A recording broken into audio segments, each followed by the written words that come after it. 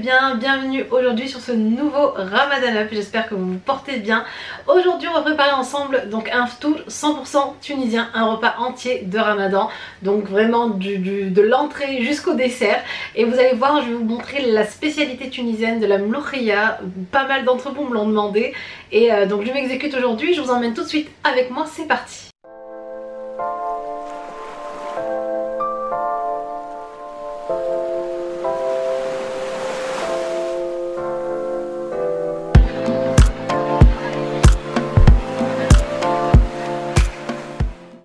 Alors, pour cette recette, je commence donc par faire mariner ma viande de bœuf.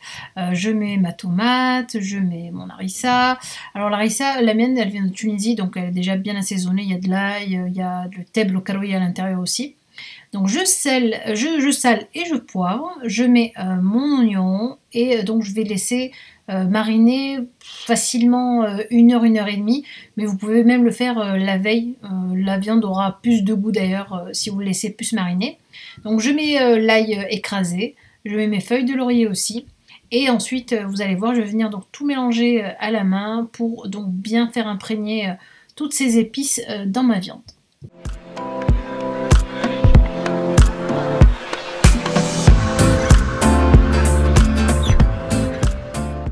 Une fois que j'ai rajouté un tout petit peu d'eau chaude, je laisse donc mariner le tout.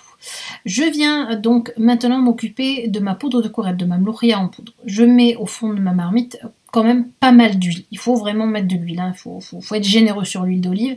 Je mets ici environ, donc pour nous, pour 5 personnes, environ 5 à 7 cuillères à soupe de poudre de courette, donc de mloukhia. Et le secret, c'est de laisser un tout petit peu en fait bien frire un peu en fait dans l'huile, si vous voulez, la poudre de courette, donc la mloukhia. Il faut vraiment qu'elle crépite un peu dans l'huile. Et tout de suite après, je viens rajouter donc toute l'eau dont j'aurai besoin pour qu'elle cuise en fait, de l'eau bouillante. Donc je rajoute ça et je mélange sans arrêter, donc je le mélange bien.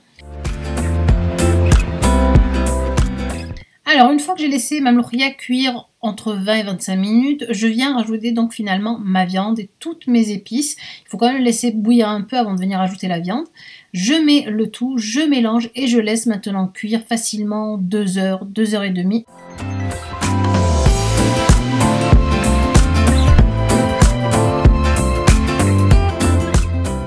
Et voilà, donc vous savez que votre mloukhia est cuite quand l'huile en fait remonte un peu à la surface, c'est vraiment ça qui donne le goût. Et la voilà, toute jolie, toute belle.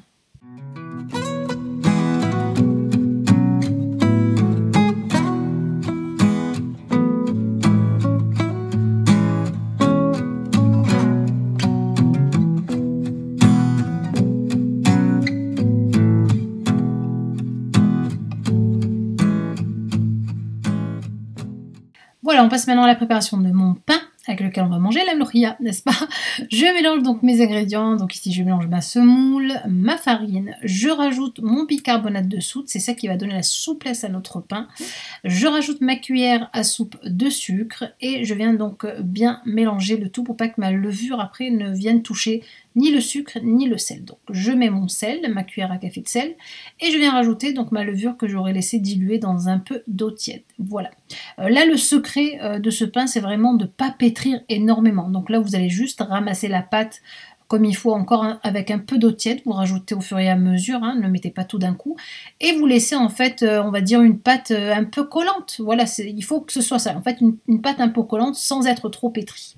Là je rajoute bien sûr mes cuillères d'huile d'olive, et voilà, ensuite je laisse poser ma pâte. Le secret c'est de la laisser poser, de la dégazer, de la relaisser encore poser un peu, donc jusqu'à ce qu'elle gonfle, de la redégazer, au moins elle est environ entre 3 et 4 fois.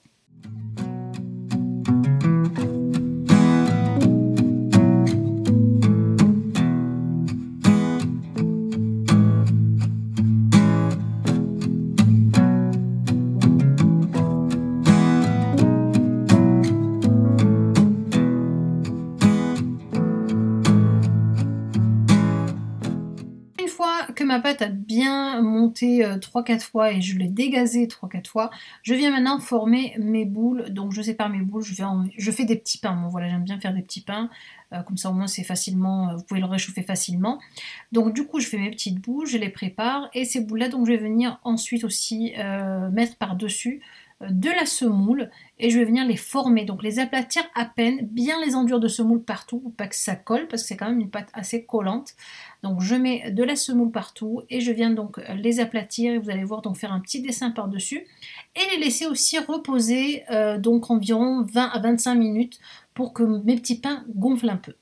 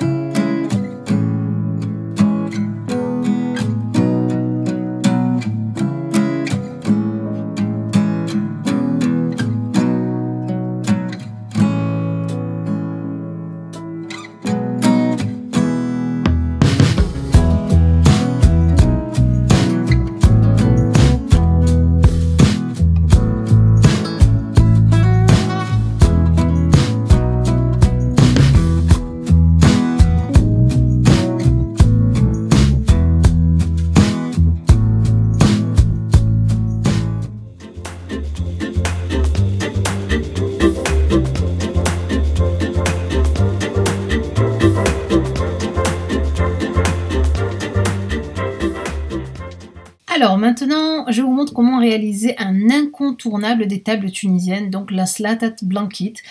Donc c'est des petits canapés, on va dire, avec du pain rassis. Donc là, j'ai pas de baguette ronde. Normalement, vous coupez en fait la baguette sur le sens de la largeur et en fait, ça vous fait des petits ronds, comme des petits canapés. Mais là, j'avais pas de baguette, donc du coup, j'ai pris une baguette comme ça, que j'ai coupée sur la longueur et coupée après sur la largeur. Enfin voilà. Bon, bref, je me comprends, n'est-ce pas?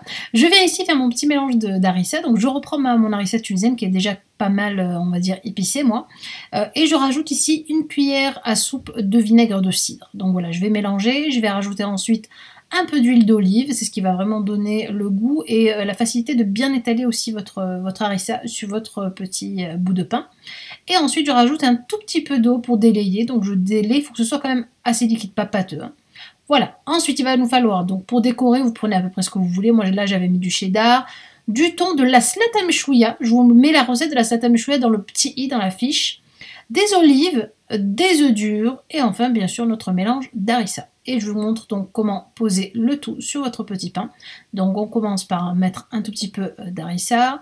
Ensuite on suit avec la slata meshouya. Je vous disais, donc je vous remettrai en recette dans la fiche, donc la recette de la slata. Et je mets de la slata meshouya, je viens mettre, je décore ensuite avec un peu de thon, etc., etc., mon fromage, mes œufs, voilà, pour que ça fasse quand même joli.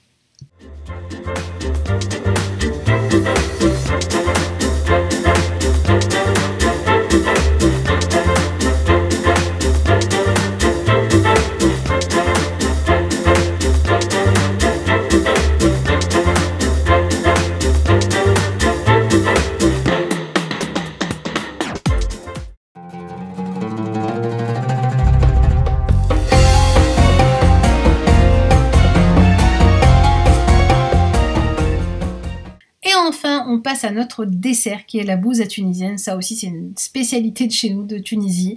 Je mets, alors là c'est facile, on se prend pas la tête, on met tout dans le mixeur. Je mets donc mon lait. Ici c'est du lait de vache, mais si vous êtes allergique au lait de vache, vous pouvez bien sûr mettre du lait végétal.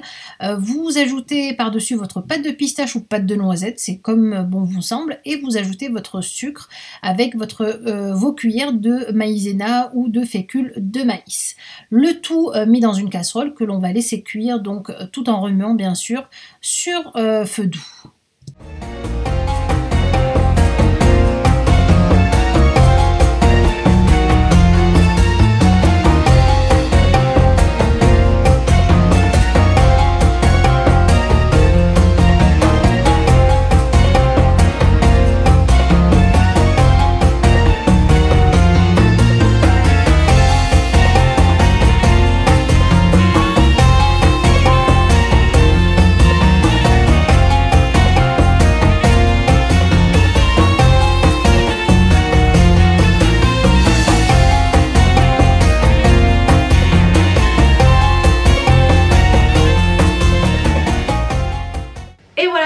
que cette vidéo vous aura plu. Bien sûr, n'oubliez pas de cliquer sur j'aime si vous avez aimé la vidéo, c'est super important.